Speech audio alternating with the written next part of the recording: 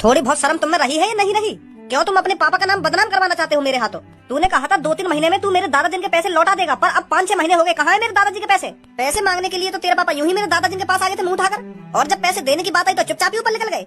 देख, भले ही तेरे पापा मर गए हों तो तू ये बिल्कुल भी मत समझना कि 1 लाख रुपए भी मिट्टी में मिल गए। सूद समेत पैसे वापस लूंगा तेरे से मैं। बता कब देगा तू मेरे दादाजी के 1 लाख रुपए? भैया तेरा एको एक पैसा मिल जाएगा, पर अभी काम थोड़ा ढिल्ला पड़ रहा है, अभी मैं ना दे सकूं तेरे को पैसा, पर मैं तेरे से प्रॉमिस करता हूँ तेरे को पूरे 1 लाख रुपए जरूर मिलेंगे।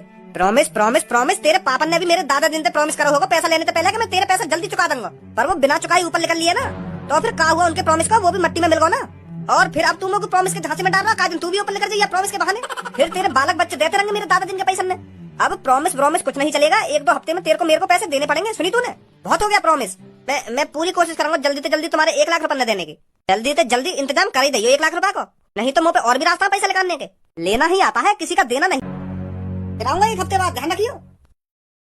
पापा कौन है ये बदतमीज जो तुमसे इतना उल्टा सीधा बोल के चला गया? बेटी, या की भी कोई गलती ना है।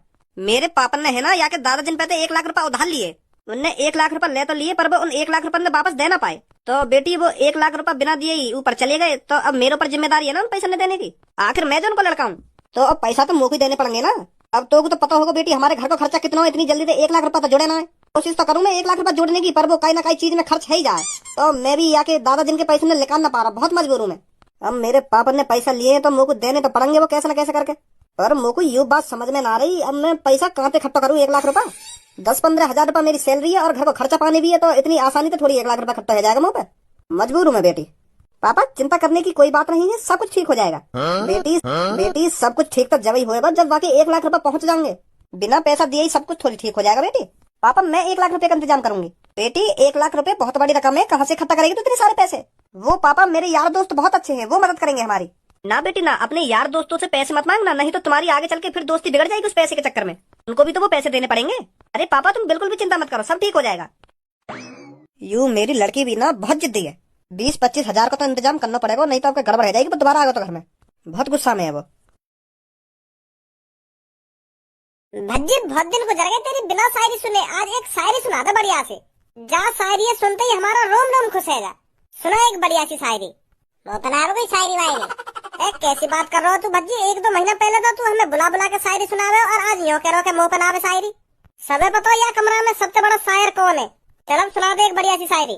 कितनी बार कहूँ मैं तोते, मैंने ये छोड़ दी शायरी, अब मेरा इन सब चीजों में इंटरेस्ट आ रहा है। अरे तेरे से सब कह ही रहे हैं तो सुना दे एक बढ़िया सी शायरी। पूनम मैं बताता रहूँ, अब ना मुंह पे शायरी वायरी। काय को खुशामद करवा रहा हम सब पे कि मुंह पे नाम है शायरी ना मुंह पे नाम है शायरी। अल्लाह नवाब सुना रहा तो चुपचाप सुना दे, खाम खा के भाव खा रहा है, खुशामद करवा रहा हम सब पे। मुंह पे नाम है ना मुंह पे नाम है। अगर मुंह पे शायरी वायरी आती होती ना तो मैं तेरी तरह खुशामद न करवाती, चुपचाप सुना दे। तो वो शायरी सुननी है ना तो ले सुन शायरी अब तो। लिबास काला और आवाज काली, वाह वाह वाह वाह। लिबास काला और आवाज काली, फिर गौर से कल्लो की तरफ देखा तो उसकी गड़ भी काली। अब देखना खुद ही मुंह पे बदतमीजी कर रहा है ना, फिर मैं उल्टा सीधा बोल दी तो फिर मोहब्बत आने चाल करे कोई। हमने कभी आता कुछ? ए भज्जी हमने तो ऐसी बेहुदा शायरी सुनाने के लिए कही, अब तो खुद ही कल्लो छेड़ रहा, फिर यूं तो उल्टी सीधी बोल जाएगी तो सहन ना होगी। क्या कि चुन है रही ना शायरी सुनने की, तो मैंने सुना दी शायरी। मैंने जब 10 बार मने कर दी कि मुंह पे शायरी ना आवे ना आवे ना आवे, तो काय को मेरे पीछे पड़ रही है यूं? क्या भाव खा रहा हो ना खुशामद करवा रहा है? अगर मुझे शायरी सुनानी होती है तो तुम्हारे एक कहने पे मैं शायरी सुना देता। या को मुंह बनाने की क्या जरूरत है मुझे कि भाव खा रहा हो ना भाव खा रहा हो? तो फिर मैंने सुना दी शायरी, अब काय मुंह बना रही है यूं? और तुम मेरे ऊपर शायरी सुनाएगा तो तुम घटिया शायरी सुनाएगा, अच्छी सी भी शायरी सुना सका मेरे ऊपर। कल्लू की गौर कारी ना गौर कारी, तू बड़ा शायरबाज है ना, तू बड़ा शायरबाज है ना, तो मेरी शायरी सुना, मैं दिखाऊं तो शायरी कैसी हो करे। छोड़ कर लो ना, अब यूं मेरी शायरी सुनेगा। इधर शायरी बनाने के लिए दिमाग होना चाहिए जो तेरे अंदर है ना। अगर तेरे अंदर दिमाग है तो सुना शायरी, हम भी तो देखें कैसी शायरी सुनाएगी तू। फिर मोहम्मद बनी क्या करेगा? अबे जा, तेरी शायरी सुन के मोहब्बत आऊंगा मैं। तो फिर ले अब सुन कर लो की शायरी।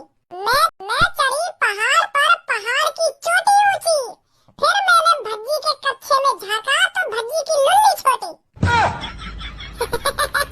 हल्के में हल्के में तू का सोच रहा, तू ही सार बैठा यहाँ पे, अब काय को मुंह तर का तेरा, अब काय को भन्ना रहा मेरी तरफ। अब देखना पूनम सब ये अपनी बारी पे नाराज है ना। भज्जी चुपचाप अपनी सीट पे बैठ जा। तेने भी सुनी नहीं यार मेरे ऊपर कितनी बुरी शायरी मारी है। तो तेने का कम बुरी शायरी मारी आके ऊपर। इतनी बुरी शायरी सुनाई मैंने आके ऊपर, यार तो इतनी बुरी शायरी सुना दी मेरे ऊपर। नल्ली छोटी नल्ली छोटी तेना शर्म कर नहीं तू मेरी घर गाली बता रहा शायरी में। मोहम्मद बना तू अब मेरे सामने। अब कोई शायरी वायरी ना हुई कि तू चुपचाप बैठ जा अपनी सीट पे। मैंने गलती कर दी जो मैंने तो शायरी की कह दी। यार पूनम कहाँ है गो, यूं कैसे शांत बैठी है? पूनम कहाँ है गो, कैसे परेशान सी लग रही है? पहले तुम आपस में लड़ी लो, मैं परेशानी तो तब बताऊंगी तुमको। मैंने तुमको यहाँ पर लड़ने के लिए ही तो बुलाया था। अब ना लड़ रहे, बता क्या बात है? हैं? वो मेरे पापन को 1 लाख रुपए की जरूरत है। क्या 1 लाख रुपए की जरूरत? हाँ, हमारे दादाजी ने कभी 1 लाख रुपए उधार लिए थे किसी से, तो वो दादाजी दे नहीं पाए उनको, तो वो अब हमारे पापन से मांगते हैं आकर पैसे। घर पर आकर बहुत बदतमीजी से बात करते हैं पापन से, और अभी पापन पे 1 लाख रुपए है नहीं जो उनको दे सकें, तो इसलिए मैंने तुम सब यहाँ पर बुलाए हो।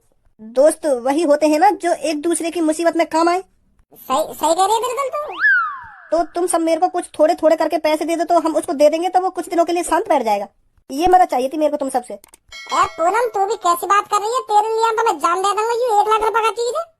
और पूनम मैं तेरे को 5-6 हजार रुपए करके दे दूंगा, कहीं ना कहीं तक कुछ तो मदद होगी उनसे। और 15-20 हजार रुपए मैं भी करके दे दूंगी तेरे को। और मैं भी दे दूंगी 9-10 हजार रुपए।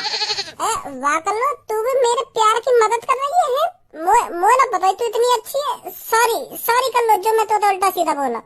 तू मां कम मजा ना, मैं तेरे प्यार की मदद ना कर रही, यूं भी मेरी दोस्त है, या हमारी मदद कर रही है मैं। तू भी मेरे प्यार की मदद कर रही है ना, प्यार की मदद कर रही है। वैसे पूनम तो चिंता मत कर, जब तक भज्जी जिंदा है ना तब तक तेरे को किसी चीज की टेंशन नहीं होने देगा भज्जी।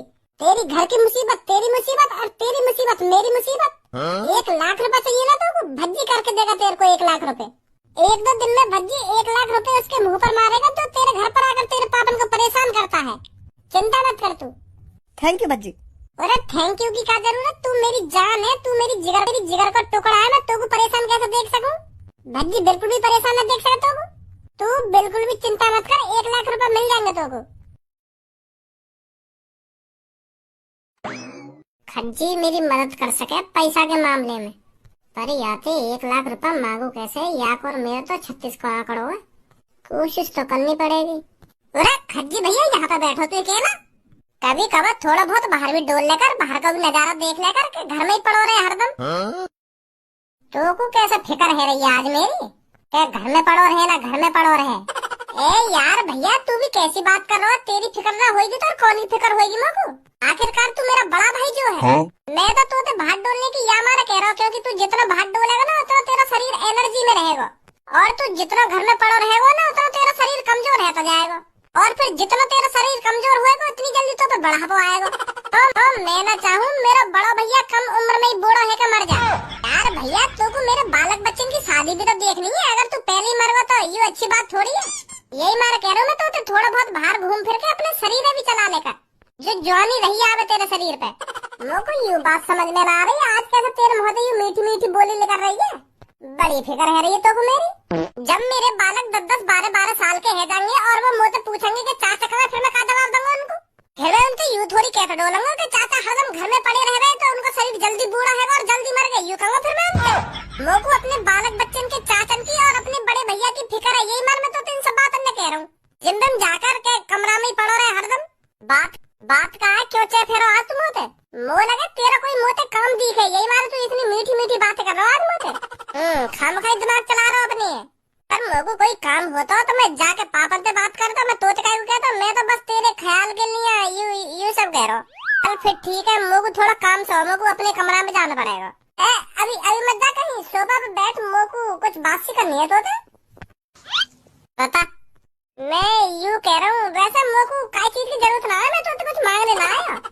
मैं तो यूँ कहने आया हूँ तू अच्छी खासी जॉब पे लग रहा है और 80-90 हजार रुपए महीना के कमा भी रहा है, और तो 5-6 साल